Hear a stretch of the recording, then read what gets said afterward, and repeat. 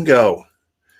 We are about to hit the 5th month of 2021, or the 17th month of 2020. Depends on how you look at things, how you do things. How you doing?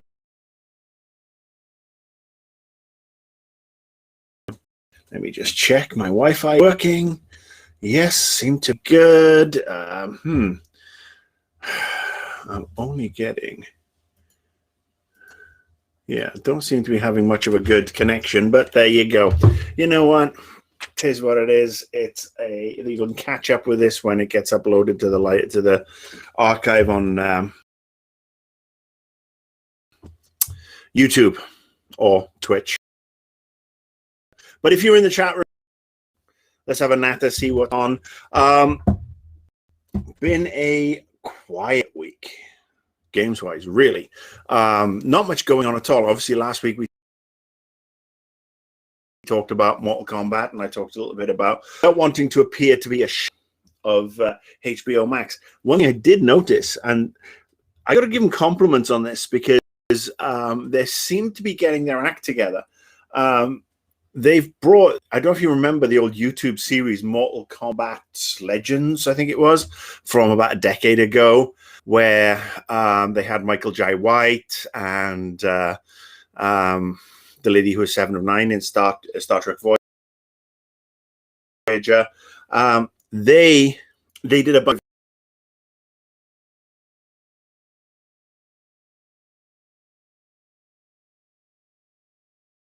web shows. It was a prelude. Here we go. I'm getting issue again. He hates me on this planet. Anyway, yeah. Let's get this off, shall we? Let's shut this down as much as we can. Anyway, yeah, so the Mortal Kombat Legends thing, which is pretty cool because, yes, I mean, these shows, 10 minutes long, they were webisodes, but they help put more of the Mortal Kombat mythology out there. And it's a very interesting take on some of the legends. I do find quite appealing the whole thing that Raiden ends up in a mental institution and nobody will believe him that he is the god of thunder and lightning. Today's drink of the day in my Welsh mug is a grapefruit juice and fizzy water. Because it's a hot day here in Altadena, 92 degrees. Fucking April. Unbelievable. Yeah, so anyway, I got to say kudos to HBO Max because they've got this Mortal Kombat stuff that they're starting to collate and put together. It's not necessarily a hub, as it were, because they do have these separate hubs, DC Universe, Studio Ghibli, a bunch of other the different hubs. But I got to say that, yeah, it was cool to watch some of these shows. And like I said, they are somewhat dated. They're a decade old. They were done for YouTube, I think, back in the day. But then there was there's also a Mortal Kombat TV series from like 22 years ago, from like 1999. I knew F all about this. I didn't know there was a Mortal Kombat TV series. And it looked like the Mortal Kombat take perhaps on the classic TV series Kung Fu with David Carradine that's just been remade onto the WB. And so, yeah, I've got to say that fair dues to HBO. They're getting the streaming thing together. The fact is, I'm watching this, and then these other things pop up on my feed, and the wealth of Mortal Kombat stuff is random, cool, and some of it's hysterical. Well, hello, Jennifer Toledo. Long time no chat. How are you, my friend? Raypad says the TNT series was a prequel of sorts. So the series obviously came out before I moved to the US. So I had no idea about this. I didn't see it. I haven't watched it yet. I looked at it. Went through some of the episode synopsis, realized I'm going to need some drugs of some sort, maybe something CBD edibly, to really sort of like get into that. But yeah, it's great. And honestly, I would love to see a Mortal Kombat TV series on HBO Max. I think we're going to get Mortal Kombat 2, which is good. Like I said, there was potential in the first one. I think that they did the best job that they could. The effects in the fights are great. Don't go over long. I have some problems with the casting. I think some of the cast didn't really stand up to things, but it's not a bad movie, and it debuted at #1 in the box office last week. It was HBO Max's highest rated same day premiere, which isn't saying much. They've only been going a year, but I think it's cool. I think it's cool. We'll get more Mortal Kombat. So yeah, check it out. I mean, also, and check out the Mortal Kombat animated movie they've got there, Scorpion's Revenge. I've talked about that before as well. That is quite entertaining. So yes, that's what I watched some of those things, and I thought, oh, that's pretty cool. But you know what else I watched? Tom Clancy's Without Remorse dropped on Amazon Prime last night, and Tom Clancy and me go way back. Obviously, as you know, I worked at Red Storm for a while, and then I moved to Ubisoft, where I was the PR guy for the Clancy stuff. Ghost Recon and Rainbow Six were the big two at the time. And so, yeah, I like the Clancy movies. Sum of All Fears is entertaining. Hunt for Red October, Patriot Games, Clear and Present Danger. The Jack Ryan reboot with Chris Pine from Star Trek, not as good. But so this one's got Michael B. Jordan in it, and it's basically a military revenge flick set in the geopolitical arena, as most of Tom Clancy's stuff was. Updated, of course. Really good cast. And the movie itself is, I don't think it would have got a theatrical release. I don't think it would have done well at the box office. But as an Amazon Prime or a Netflix or anything like that, I think it's perfectly suited. Some great action sequences, obviously good budget. Like I said, Michael B. Jordan, fantastic actor. I mean, his Killmonger from Black Panther, still one of the best superhero villains, one of those human superhero villains that we've had in any of the superhero movies. And so if you are planning on watching this, you may want to hit the mute button and step away for a few minutes, because I'm going to discuss some stuff. And I tweeted out about this last night at like 1 a.m. after I finished watching it, because I was genuinely excited. And it basically, something happens at the end of the movie and something happens in the mid-credits scene. So I'm going to give you 10 seconds to turn off the volume and look away. Or you can watch as long as you can't lip read. And then I will wave when this is over. Okay. Have a sip. All right. Nobody in the chat room is saying, please don't do this. So I'm going to go do this. And it's not in my nature.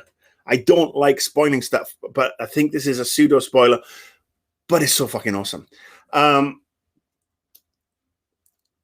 character's name gets changed. Basically, a character goes into hiding at the end of the movie.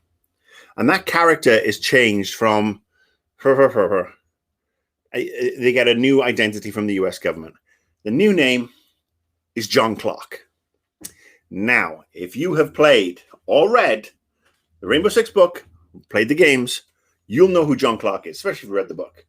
John Clark is the head honcho of Rainbow, which is this multinational team that were immortalized in the game, and Rainbow Six and Rogue Spear are still two of the best tax sims out there. And talk about if we could get those totally remade up to snuff and keeping the game the same way. No arcading it up, no twitching it, counter-striking it, whatever. That would be fantastic. So when they said, oh, John Clark, I was like, ooh, nudged the missus. She's like, what? And then I went into this, I paused the movie and went into this whole thing about John Clark, Rainbow Six, blah, blah, blah, blah, blah. I said, oh, this is so exciting. And she's like, okay, nerd. Rolled over, went back to sleep. And so the credits start rolling, and normally I turn off. But, I had them running in the background. And then, of course, a mid-credit scene turns up. And the Tim... Yes, I wave all the time. I will go like that. No, but so anyway. The mid-credit scene starts. And this character talks to another character. about a new thing he wants to set up, a multinational team. Best of the US, UK, and the NATO countries. And he wants to call it Rainbow, which means we're getting a Rainbow Six movie.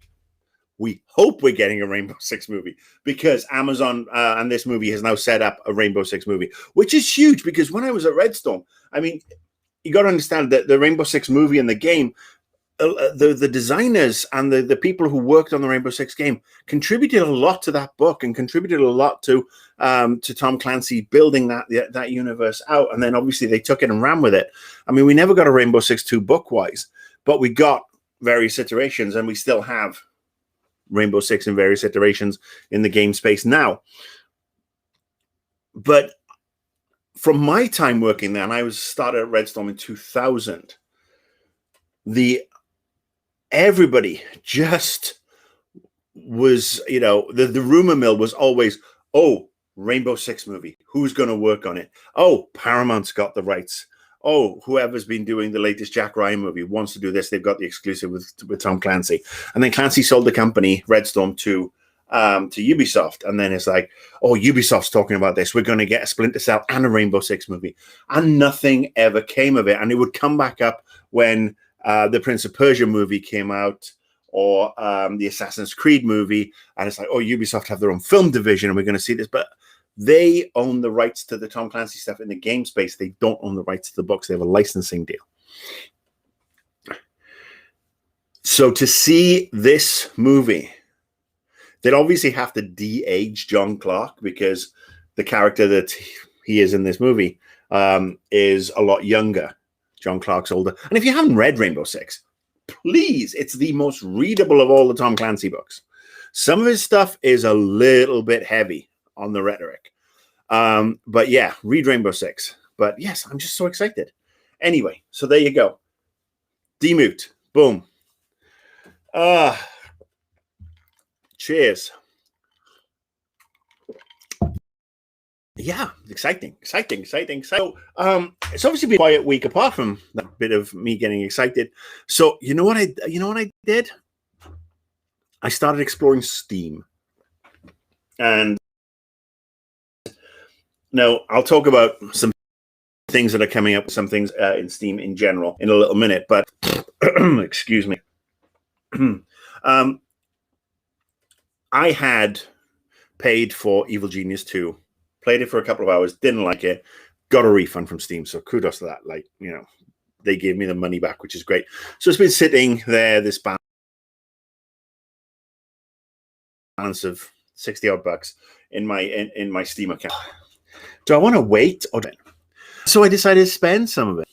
I spent some of it on the Half-Life Black Mesa remake because that was only $10. Oh, that's fantastic. And then I was like, okay, what else is around? What else is around? And because I'd gone looking for that, DC Universe Online popped up. Now, DC Universe Online was an MMO that launched a fair while ago, and I thought had died a death. Didn't do very well when it first came out. It was kind of limited with this gameplay. Still is. But it's been taken over by a company. I think it was Sony Online did it originally because they were doing EverQuest, and they also had, I think they had The Matrix. They were doing all that.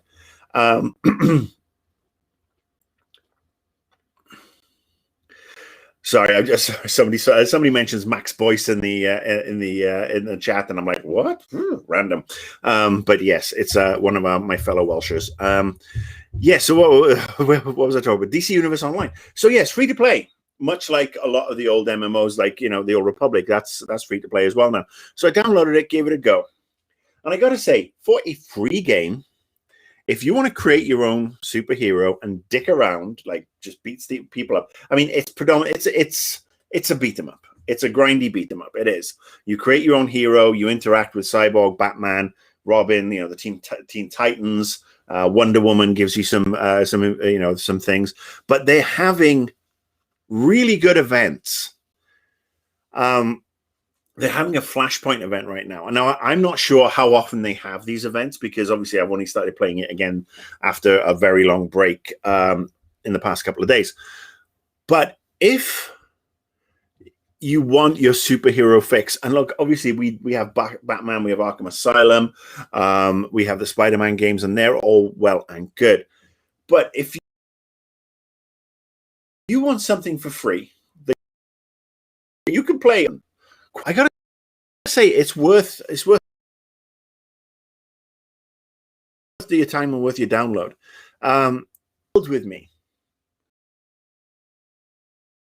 on DC Universe Online, and it's basically say, take a minute in the next week, create your hero, have a mess around, and then if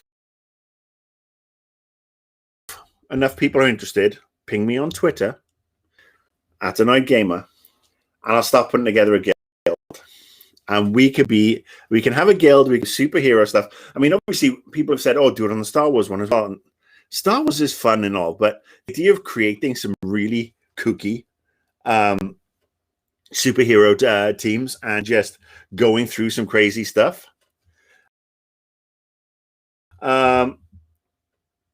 It just tickled. I'm just going to throw this out there. Give it a go. It's not Fortnite. It's not Titanfall, Apex Legends. It's not Destiny. I mean, it's not even Outriders. But it's fun. I mean, I played a shitload of City of Heroes and City of Villains when they came out in the mid-noughties, about 2006, 2007. Oh, actually, even before that, 2003, 4 even. And I had such a good time with those games, but they were quite repetitive. But I think they're still available, but it's really tricky to create an account for those ones. And this one is very easy to download. It's on Steam. So if you have a PC and you want to play this with me, drop me a tweet. Oh God, is the internet down again? I don't know what to do with this. I really don't know what to do with this. I really do not.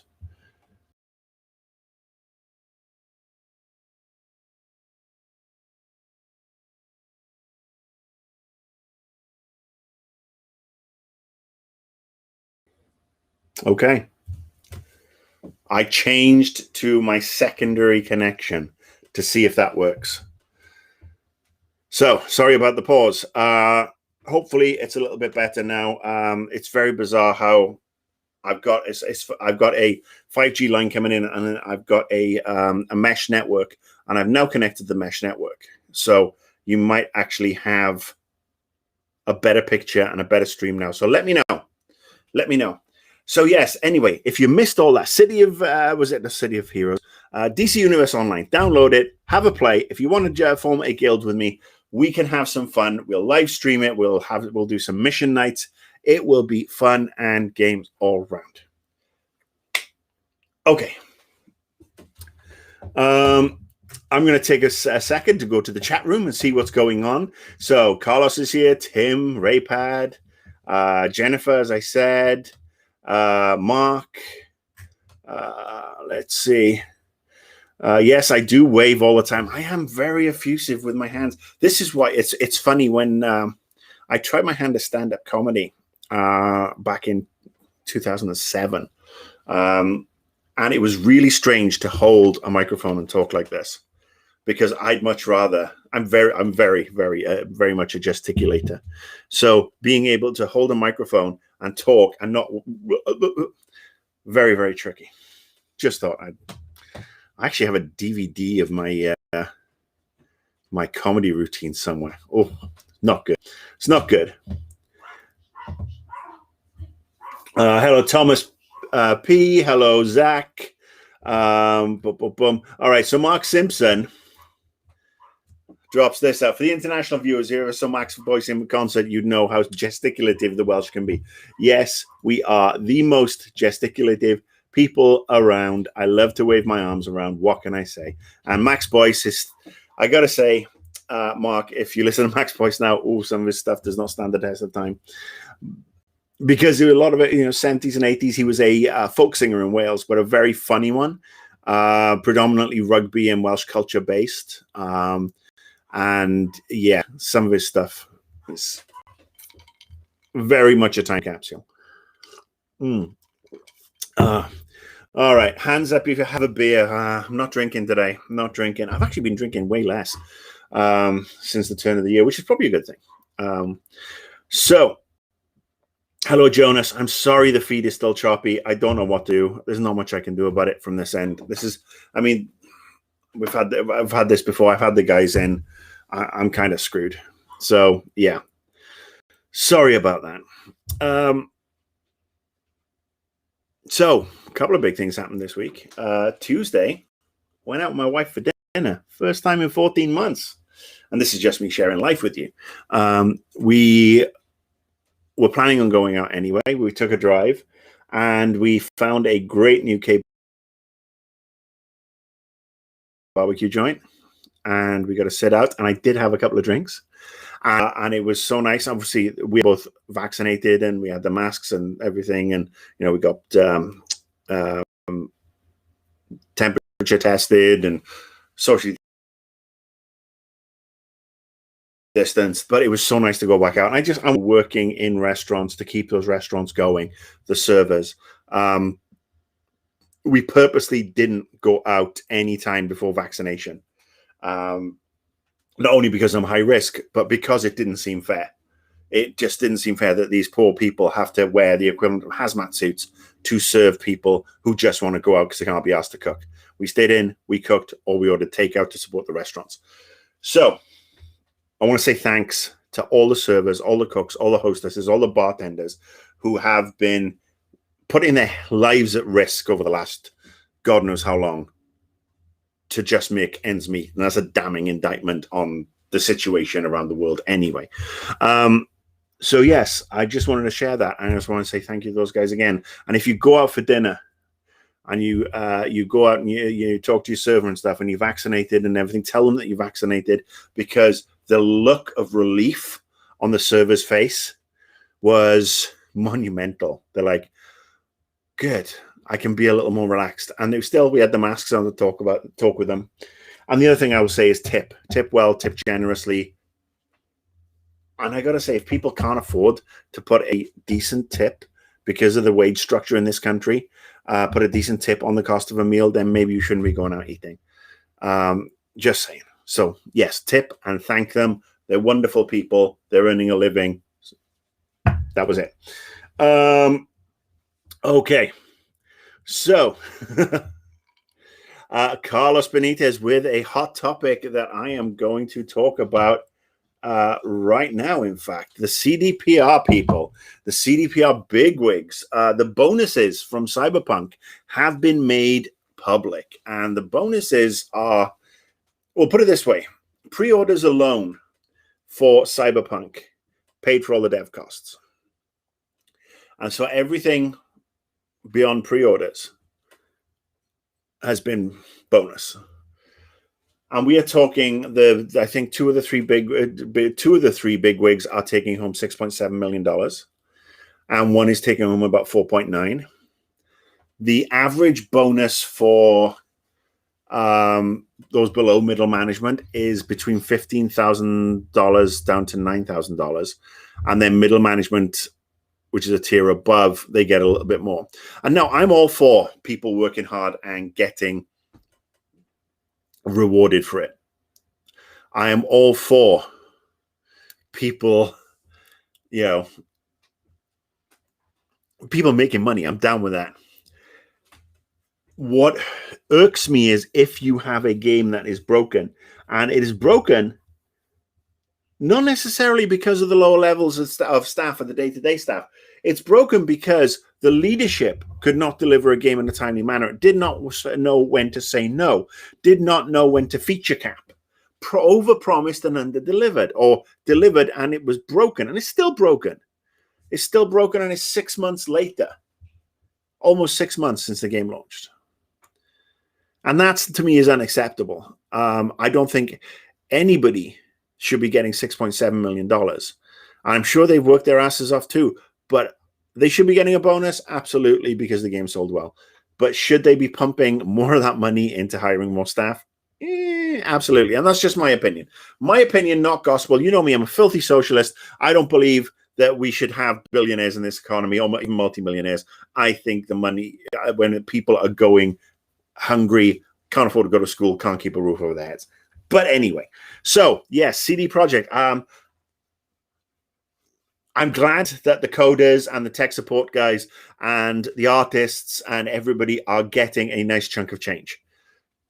Between $9,000 and $20,000, $30,000 in some cases.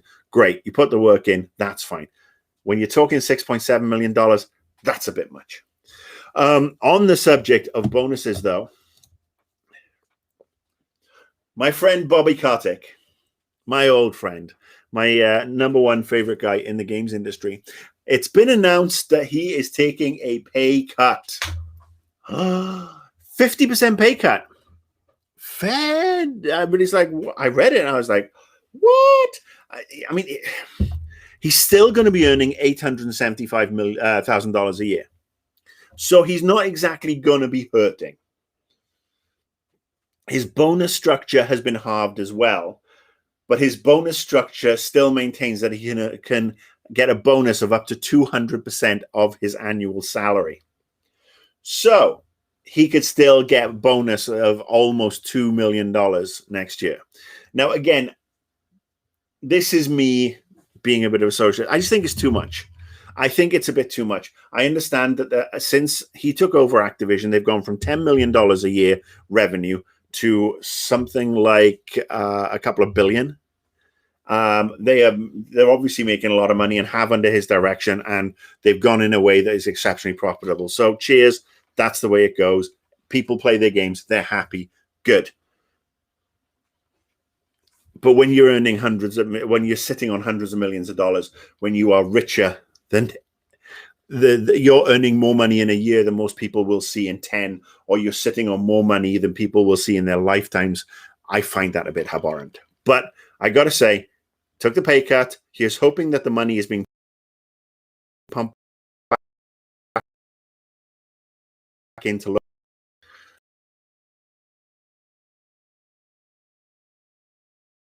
So anyway, yes, good to see everybody. We got a good crowd in here tonight. And obviously, if there's something you want to talk about, drop it into the chat room and we can have a talk. Because, like I said, it's been a quiet week. I don't really have a huge amount to talk about. I see that Outriders got updated again, and which is great. And again, People Can Fly are working so hard and to get that game up to date, but it's still having issues, still having logging issues. It's still, you sit there in the login and they say, you can't get in, and it just cycles and cycles and cycles. You have to Control-Alt-Delete and shut it down, which is not a hardship on a PC. But if you're playing on a PlayStation 5 or an Xbox, it's a little bit of a pain in the ass. People are still missing their loot. Some people, their inventory is entirely gone. Now, I updated the game today, but I haven't been in there yet. I'm going to go in and see what's missing. Hopefully nothing's missing. Maybe I'm one of the lucky ones. Maybe these generally tend to be more console issues. They've also tweaked some of the characters, and I do appreciate that they're working hard, and I do appreciate that they are trying their best to get this game fixed. And it's funny, I've got more sympathy for them maybe than CD Projekt, to be honest with you, because they're not sitting on billions and millions of dollars. Okay. All right. So I haven't talked about footy today because European Cup was this week, and I got to say the two English teams left in had great results. Manchester City in particular, as much as it pains me to say, their second half against PSG, to come from a goal down, they bossed it. They got 2 away goals and now should be in pole position to get their first Champions League final, which is great for their fans. I mean, it's something they've never experienced before. I mean, for me as a Liverpool supporter, I mean, we've been in 4 Champions League finals since 2005. So, hey, I'm kind of used to it. I mean, we've got a 50% record, 1-2 lost to, for 6 European Cups. And it's great that Man City are finally, on that. But the other story is the Chelsea story. I gotta say, Chelsea under the new manager who took over from Frank Lampard, they went to Real Madrid and got a 1-1 draw. They could have won it. Credit to them on how they've bounced back and the form they are in. They have hit form at the right time. I'd expect them to push on and go to the final, so it'll be an all English team final. And I got to say, as a Liverpool supporter, it's particularly galling that our season has gone so tits up, that two of the teams that we were better than last year, not by a huge amount in Man City's case, because they had a bad run of form. But the fact that we went out to this Real Madrid team, we lost 3-1 there, and we were atrocious first 45 minutes. Just goes to show that we have bigger problems. And so, yes, I wish them both the best. It would be lovely to have an all-English final. It will be a money bags final. Where, let's face it, Manchester City have been bankrolled by the Saudi royal family. And so have Chelsea. And look, that's the way football is. That's why we had the Super League thing last week. So yeah, should be a good final. Should be a good final, especially as Chelsea, I think, put City out of the FA Cup. That would be interesting for Chelsea's new manager to guide them to the European Cup over Man City. But anyway, we'll see. We'll see. Still a long way to go. PSG could come back. I think PSG could come back maybe because they've got such a great team. Real Madrid, Chelsea should beat them. Liverpool should have beaten them in the last round. We just couldn't. We could have played all night and not scored. And I'm glad in a way, because I would not want to be coming off a semi-final with Chelsea where Chelsea would beat us and then going into this weekend with Manchester United. And I fully expect Manchester United, after their 6-2 twatting of Roma last night, to beat Liverpool on Sunday. And that'll finish our top 4 aspirations. So there you go. I would love to be more positive about my team, but I just can't do it right now. We're in such a bad spot. We need some tweaking. We need some signings, and we need the manager to change our formation up a little bit and be a little bit more flexible, I think, but he's the expert. Anyway. Yes, Christian Pulisic, the first American to score in a Champions League semi-final. Great player. I wish we'd signed him. I think he would have done well at Liverpool. Sorry, I went down the wrong way. All right. Okay, so let's have some more. Let's have some topics from you guys. It's not all me, Let me know if the stream's better, by the way. I'm still getting green lights across the board, so maybe that switch to my mesh network was a little bit better. Yeah, let's talk about Steam. Let's talk about Steam and how people are not happy with Steam in particular right now, and this whole 30% charge that they levy on devs. Now, Steam has the big, it's the £800 gorilla. No matter what, Microsoft with their PC gaming store, the Epic Game Store is only like 15% of the market, and then you got Good Old Games and Ubisoft's own portal and so on. I gotta say, I mean, some people are actually suing with Epic now because they charge a lot of money. A lot of developers, I think, something like 90% of developers who are polled with regards to Steam said that they find their practices restrictive, monopolistic, and basically extortion. So it's going to be interesting what happens with Steam. I don't think you should be paying 30%. Especially if you're a smaller dev. If you're a bigger dev, boom. What do you think? As you can see, I've not got much to talk about this week. I mean, we've been going for half an hour, and I'm ready for my bed. Raypad. Netflix in May has Castlevania and Lucifer. I don't like Castlevania. I'm not saying I don't like it. I just got no interest in it. I can't even say I like the game. Although the last version of Castlevania I played was on the Super NES a very long time ago, 30 odd years ago.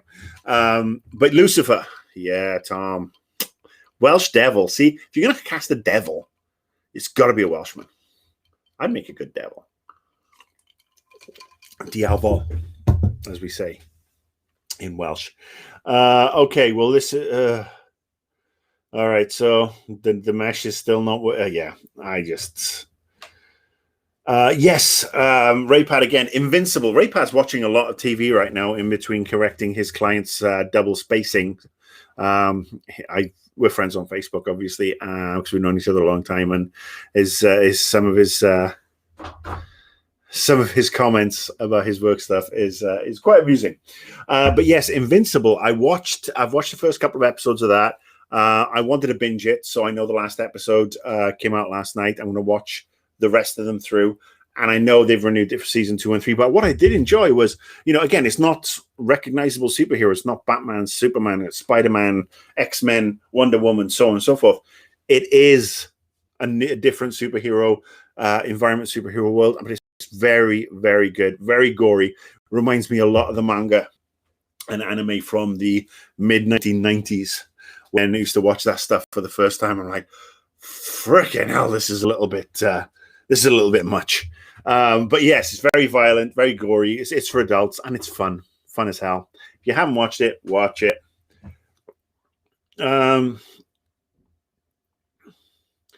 Tim Albers asks, have I ever looked into the board game adaptation from video games? Darkest Dungeon or Doom, for example. And Tim, I got to say no. It's funny, board games to me, I mean, I've never really been a board game guy, especially with, Dungeons and Dragons, Shadowrun, Settlers of Catan, all those ones. They weren't huge growing up where I lived. So video games really sort of like scratched that itch for me. Computer games back then, I was playing games like Sherlock, The Hobbit, games by Melbourne House, which was predominantly graphic adventures. And you should look up some of that stuff. It's really old, really quite, dated. I mean, it's literally like Zork. I mean, it's Zork with just the very crappy graphics. But that's what the adventure games were for me, and what you get from a board game. And so I've never really been comfortable. I tried playing D&D with some friends in the early 90s. And, they were really into it. And I just couldn't get into it. I just couldn't. And I was dragging their game down. So, I mean, I stepped away, which I think is probably the best thing. I will always appreciate them trying to bring me into it. But yeah, those sort of board games, I mean, the board games I play with the missus, we play Monopoly, Scrabble, the old people games, the ones that have been around for years.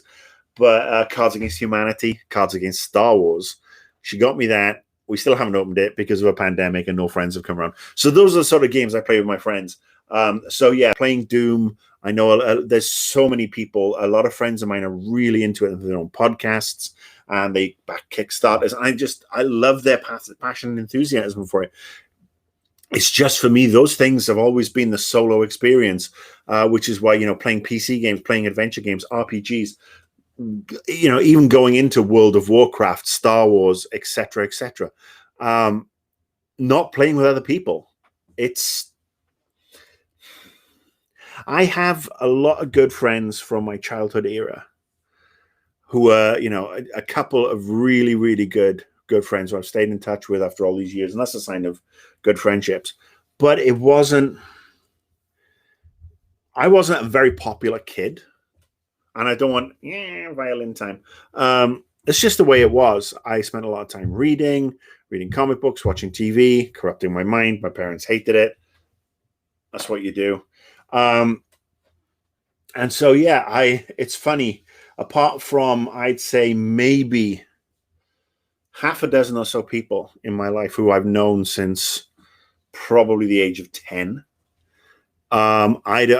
Friendships to me have been, it's very strange to describe. And so how, I don't have a lot of super close friends. I don't have a lot of people who I could say, oh, let's have this night. And it's more acquaintances, or good friends, but not super close friends. Does that make sense? But anyway, yeah, so that's my long-winded answer. No, I haven't seen these things, and I wanted to give you the explanation why. I know a lot of people love them, and there's some great podcasts out there and video shows about the board game stuff. I don't even need to read extended fiction for video games. The fan, not the fan fiction, but I know Doom has the cartoons, and it has the books and everything. I think the closest I've come to anything is just watching the video game adaptation movies, the big blockbuster ones, like the Tomb Raider movie, or obviously Mortal Kombat comes to mind. Mortal Kombat still love. Yeah, it's very strange. I don't even read Doctor Who novels anymore. I've just stepped away from a lot of that. It's very strange getting old and how your tastes change.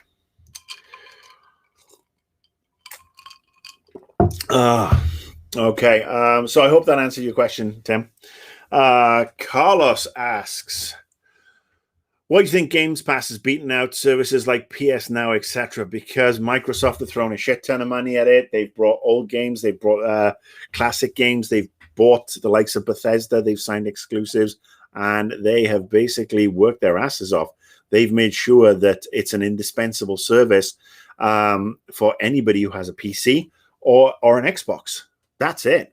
They worked their asses off, and Sony went a different route. And I'm not saying Sony's will not pay off, but Microsoft have done some very strategic deals. Microsoft have been very, very shrewd. They've got a library that is not to be sniffed at. Not to be sniffed at.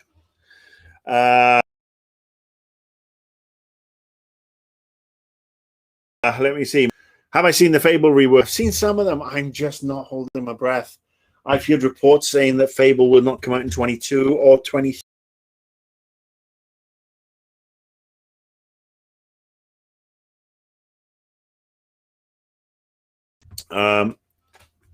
Oh, here we go again. And down goes the friggin' stream again. Anyway, so yes, I don't want to upset myself with regards to Fable. I want to see it. I want to play it. Thankfully, I do have all the Fable games that I can play anyway. Yes, Jonas Larson. We talked about this a couple of weeks ago. Aspire Games is actually remaking KOTOR. Now, there's no clarification on this, but what there's some people are saying they're just doing KOTOR 1. Some people are saying they're doing both games, which would be fan-frickin-tastic. Knights of the Old Republic 2 is, without a doubt, the superior story, crippled by a god-awful engine. And I've said this before. Obsidian had a fantastic story there, just buggy as hell. So if somebody is redoing that in a brand new engine or a really good engine, and they are doing KOTOR and KOTOR 2, that's a fantastic achievement. That's a fantastic decision. Kudos to EA. Glad it's happening. Now, Aspire Games have been around for a very long time. They've specialized in ports.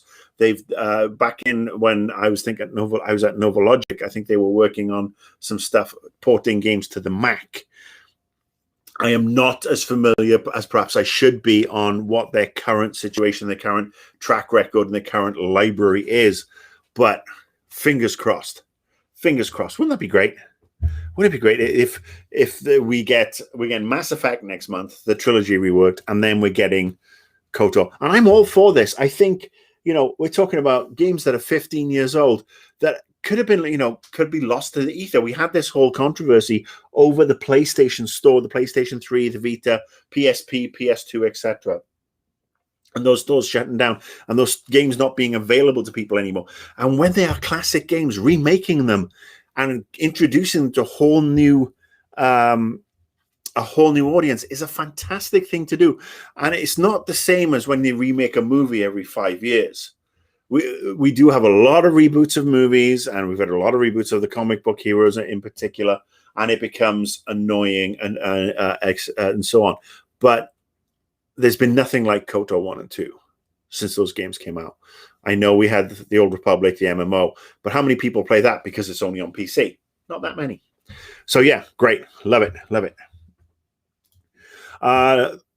Michael Schofield, thank you very much. I am so glad you could join us. Thank you for tuning in. I'm sorry about the shitty state of my internet. Spectrum Internet. Shitty company. Let's see. Hello, Playland MX. How are you? So, yes. All right. Let's go back to the chat room. Anybody else got anything else they want to talk about? Bring it up. Let's have a little natter. As always, thank you all for tuning in. I know it's a little bit late for some people, and it's a little bit early for others. But hey, I cannot be on all the time because I'm old, and nobody wants to see that. But I do like I can sit and have a drink with you. All right. Brian Dooley, thoughts on the news that many of the Toys for Bob staff have been let go and the studio is now supporting? Yeah, I did see this report today, but I only skimmed it. Basically, every single Activision studio is working on something Call of Duty related. Understandable in some ways because Call of Duty is where they make their money. They don't have any other franchises anymore. They don't have Spider-Man. Tony Hawk was remade, came out, did pretty well. The toys for games thing. I mean, obviously they had the Skylanders stuff. I think that was theirs.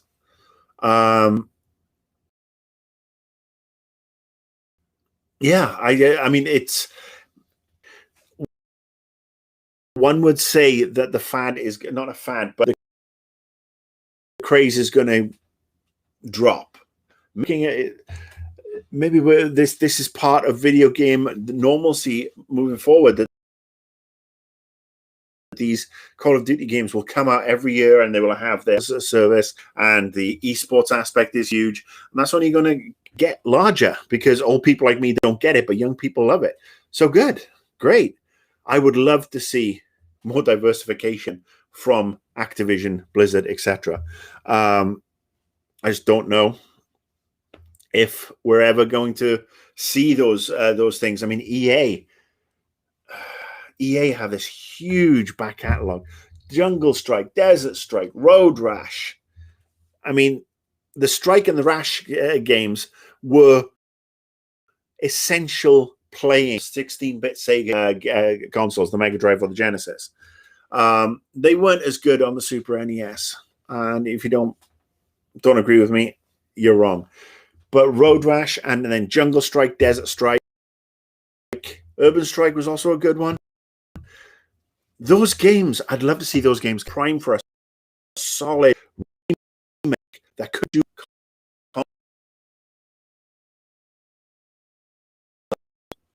Yeah, they've gone the Nintendo. The Nintendo route is we have X amount of franchises, and that's what we're going to do. And third party will pick up the slack with regards to porting stuff over or creating new games, and it's working for Nintendo.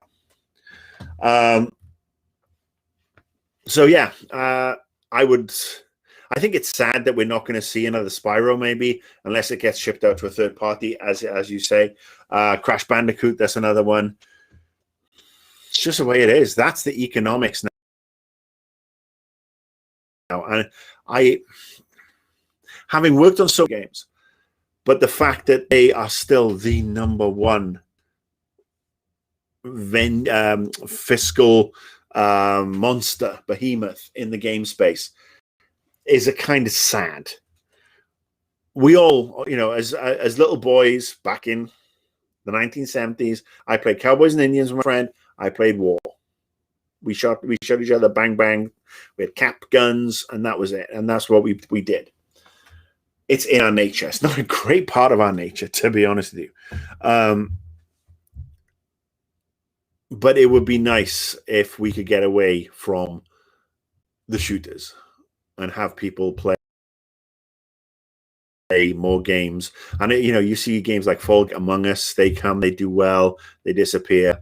PUBG, but they all have the same recurring theme. And again, maybe it's an old thing for me. Maybe it's because I am an old person. Anyway, I'm just going to say no. 24 hours, really? I'm going to go to my bed after this live stream. I'm going to do my Discord chat with the Patreon supporters, and then I'm just going to go take my pants off, put my feet up, maybe watch some TV.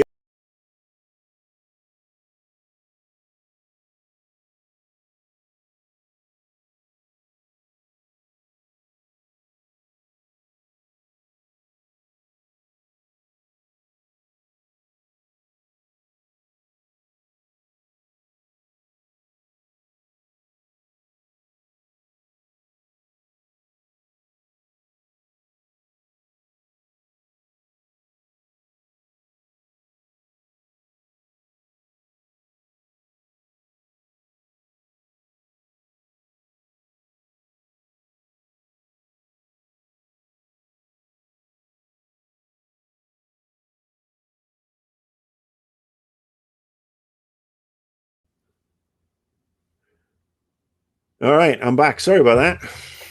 I can't win. I really can't. I'm going to have to drill a friggin' hole through the wall.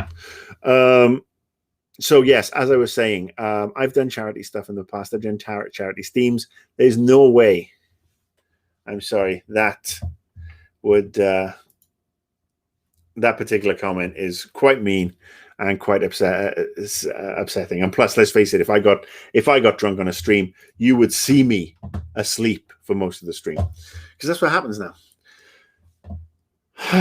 Rich Brown, one of my old Game Trailers friends who I haven't seen in forever.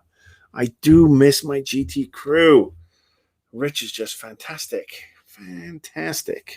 How do I see the games industry evolving after the pandemic? I don't know if we're going to evolve. I think it's the rich are going to get rich. People will play the same frigging games over and over. The indies will continue to reap in the awards and be darlings and make enough to get by. And then there'll be the in-between ones. I think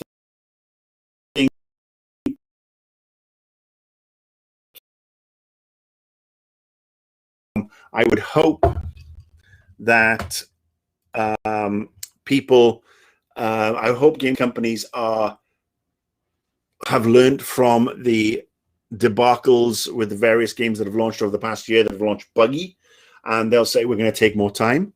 Yeah.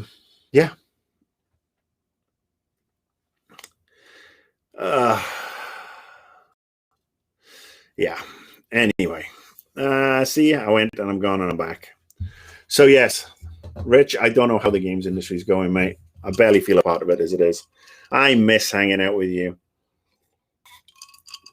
I miss going to parties after the end of the day at E3 and seeing Rich looking for somewhere to stow all the GT, all the GT equipment and everything else. Powerline like Devolvo. All right, okay. I'm guessing.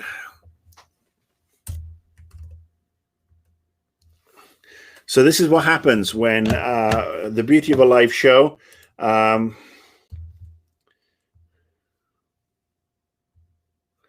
Sorry, bear with me.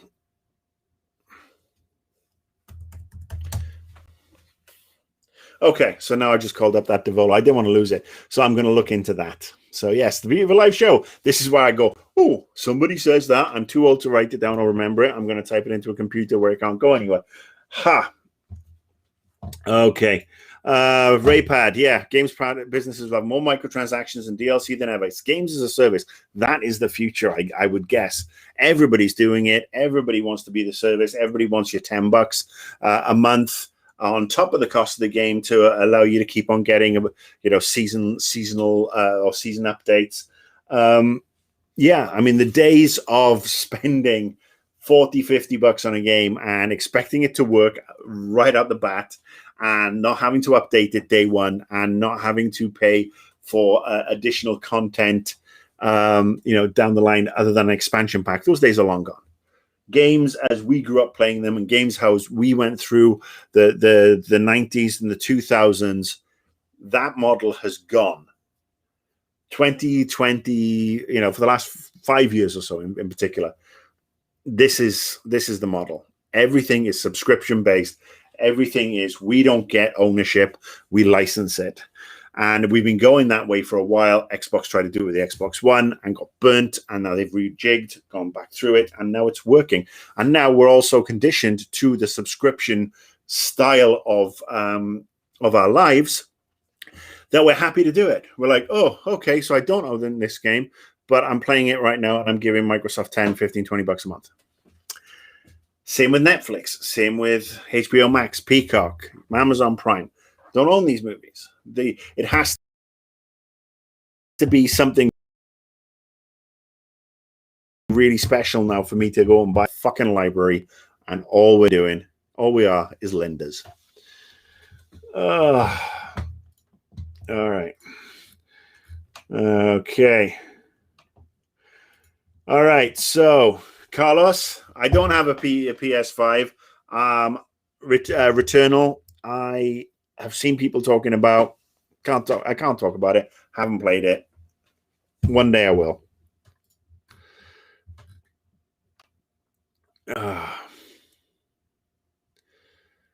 Okay, Thomas P. with a good point there with people working from home. I actually don't think it'll be less pay. I don't think that the less play thing should be an issue. At the end of the day, if companies are basically start to work remotely and have people working more on their hubs, then they will not need big corporate offices with big corporate overheads and huge power bills and phone bills and stuff like that. I mean, yes, they'll still need to buy the tech and make sure the tech gets to the staff, and they will probably reimburse them somewhat for their electricity and internet and so on that they have to use. But I think this is an interesting way moving forward that companies can actually pay people the same because they don't have to commute, and people's quality of life will go up because they're at home. They're at home. They don't have to commute. They can get up and not be worried about having to drive, having to pollute, having to spend money on parking and all that other shit. So there's two sides to the coin. There really is. I see your point. And any company that turns around and says, "Oh, we're going to pay you less because you're working from home," that's a shitbag company, and they can go to hell in a handbasket. Mark Simpson says, home working, fewer airlines and flights, reduced consumerism, and reliance on local products and services. Yes, it's essential. It's the ideal where we are all singing Kumbaya, holding hands across America, and there's unicorns and everything. That is the ideal that we would love to get to. It's not going to fucking happen, mate, because we are not represented by people who have an interest in that. They are short-term. They're looking for the short-term hit. Fuck the long-term gain. No long-term gain, sorry, short-term gain. And it's like pass the shit off to the kids in the future. One of the things I liked about the pandemic when it started last year, or the lockdown, not the pandemic, obviously, people are dying. It's horrific. But for the first month of lockdown here in LA, people were observing it. And the air was cleaner, and it was quieter. And I'd go for a walk, double masked, and I wouldn't see anybody, and it was great. So quiet. Now, obviously, since then, it's been ramping up, and we're here in LA, we're in the yellow tier this week, which means everything can open at 50% capacity. It'll be a while before I go indoors to eat again, I think. But, yeah. We had a taste. I actually have this really bizarre idea, and I don't know if I've said this on a stream before, but wouldn't it be great that if every 6 months, we shut down for a month? Every 6 months, no vacations, no traffic. Everybody stayed in, didn't go out, no, people not going to work, and just stayed at home. Because then we'd start to see things like the wildlife surviving, things getting less polluted. I mean, that's the ideal. I did watch. There's an Apple TV documentary about. I think it's called 2020, the year the world changed, or the year that changed everything, or something. And it basically just looks at nature and the impact of everybody staying at home because of the pandemic, and that impact on nature. And it's fascinating because it shows that in certain parts of India, you could actually see the Himalayas for the first time because the air had always been so polluted, because people were off the streets were empty. That you could see that as something as small that we would consider small as turtles mating at a beach because the beach is empty in Florida. Deer roaming the streets, penguins being able to mate again and not worry about things. The lack of safaris in Africa, meaning that animals weren't getting slaughtered and animals could communicate, so they weren't getting drowned out by trucks and people talking and taking pictures. It would be great if we could shut down, even one month a year. 11 months a year we live our lives. 1 month a year we just shut down and give the earth a chance to have a break.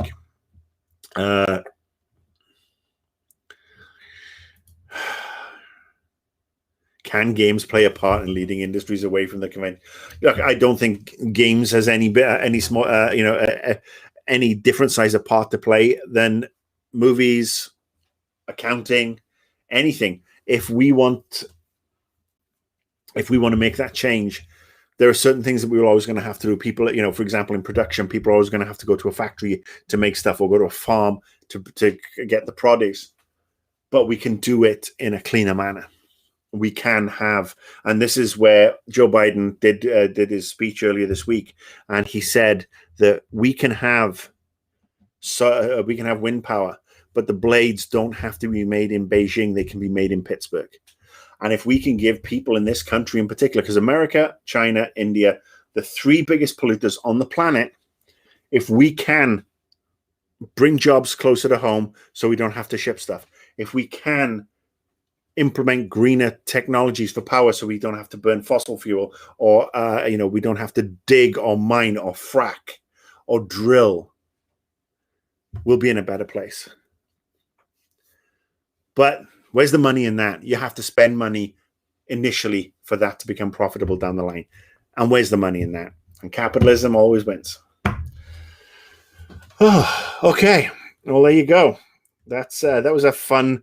Uncle Marcus gives you a lecture on where he views the world to be, and that's a nice way to end the show. I'm actually going to go off now and have the Discord chat with the Patreon subscribers. Thank you for tuning in. I am Marcus Beer. You can always follow me on Twitter at Annoyed Gamer. You can throw me a follow on Twitch TV. I am Beer. YouTube, Marcus Beer again, and you can hit me with a subscription to that, and you'll get notified when I go online. And then, of course, if you really like tuning in and just having these conversations with me, if you want to support me via the Patreon, that would be great. There's a couple of different levels, but I mean, the most base level is the $3 a month, which is less than a Starbucks. And that gives you access to the Discord server where people chat, we share stuff, and I do the live post show. If you go to the second highest tier, that's where you'll get a live stream every other week. That's just me and the tier 2 and higher people. And the next live stream will be next Tuesday at 2 p.m. Pacific. So if you are a tier 2 or higher subscriber, keep an eye out for that notification, and we will have chats next week. So yeah, thank you all so much. As always, you are all lovely people. Be safe, look after yourselves, be nice to each other, and I will be back next Friday. And if you are, like I said, if you're on the Discord server, come join us now. We'll have a quick chat, and then I'm going to put my feet up because I'm old. Bye.